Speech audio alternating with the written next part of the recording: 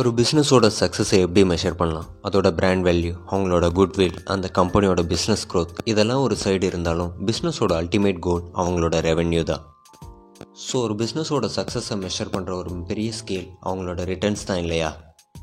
அதே மாதிரி தான் same thing goes with investment also. நம்ம ஒரு பிஸ்னஸில் இன்வெஸ்ட் பண்ணுறோம் அப்படின்னா அந்த பிஸ்னஸோட ரிட்டர்ன்ஸை நம்ம பார்க்க வேண்டியது ரொம்ப அவசியம்.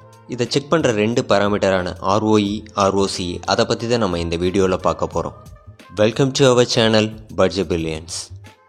ROE means return on equity, அதாவது 1 இயரோட ஆஃப்டர் டேக்ஸ் இன்கம் அவங்களோட டோட்டல் ஈக்விட்டி ஷேர்ஸால் டிவைட் பண்ணுறது தான் ROE.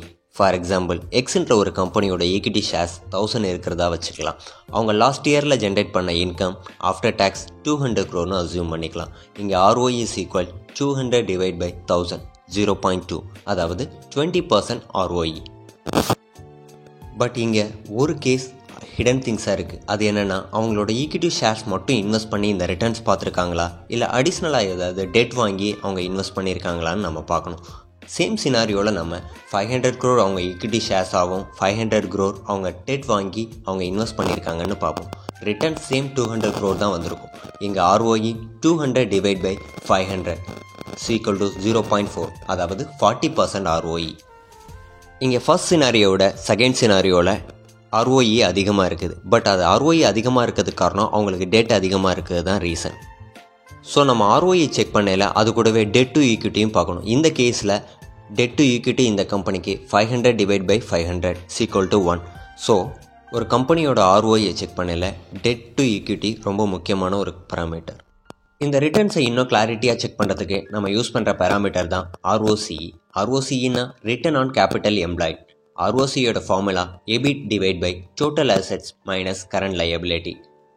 EBITனா அவங்களோட before tax and interest paid returns.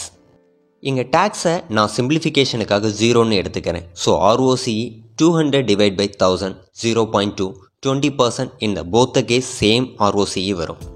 So நம்ம ROEயும் ROCயும் செக் பண்ணல, அதோட ரேஞ்ச் ஒரே மாதிரி இருக்குது இல்லை கொஞ்சம் டிஃப்ரென்ஸ் இருக்குன்னா ஓகே. அதே பெரிய டிஃப்ரென்ஸ் இருக்குது ROCக்கும் ROEக்கும் அப்படின்னா அந்த கம்பெனிக்கு டெட் அதிகமாக இருக்குது அப்படிங்கிறத நம்ம அஸ்யூம் பண்ணிக்கலாம்.